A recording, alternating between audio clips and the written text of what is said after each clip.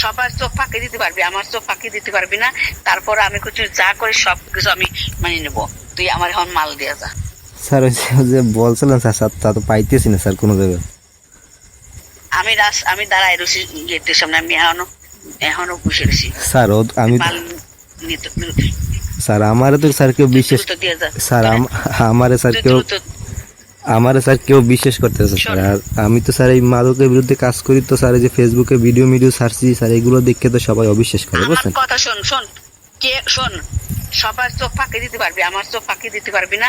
তারপর আমি কিছু যা করে সবকিছু আমি মানে নেবো, তুই আমার এখন মাল দিয়ে যা। স্যার আপনি সবার চোখ ফাঁকি দিতে আপনি পারবি। স্যার আমি তুই আমার চিনিস না মুসা, তুই আমার চিনিস না, তুই আমার চিনিস নাই।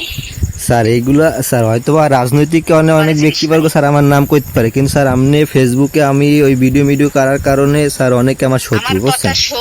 তুই আমার কথা শোন, তুই আমার কথা শোন।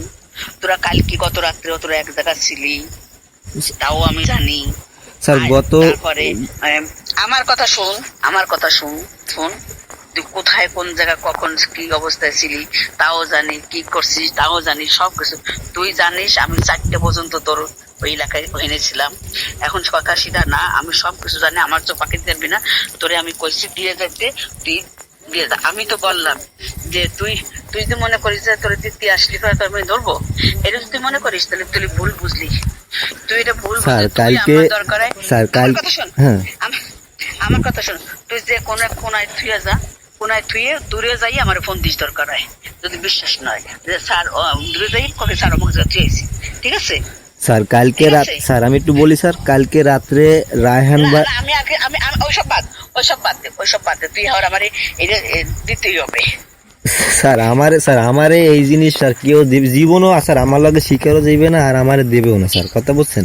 এখন স্যার আমার এই ডেলি স্যার মানে কি করবো? পারিস দাঁড়াতে পারিস তারা দিন আনাই দে, দ্রুত আনাই দে, দ্রুত।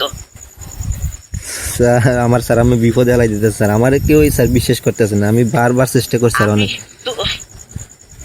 আমি তো বললাম তুমি আমারে এত ছোট মনে করো না, আমি যে কিছু না। আমি কিন্তু তোরা আর একটা বারের সুযোগ দেবো না। এই যে সুযোগ, এই শেষ দিয়ে আমি নামাজ পড়তেছি, তারপরে কিন্তু আমি কাজ শুরু করবো এবং তুই ওর মধ্যে স্পষ্ট নামে চলে যাবি। আমি আর কথা নিরপেক্ষ, সত্য প্রকাশে আপোষহীন।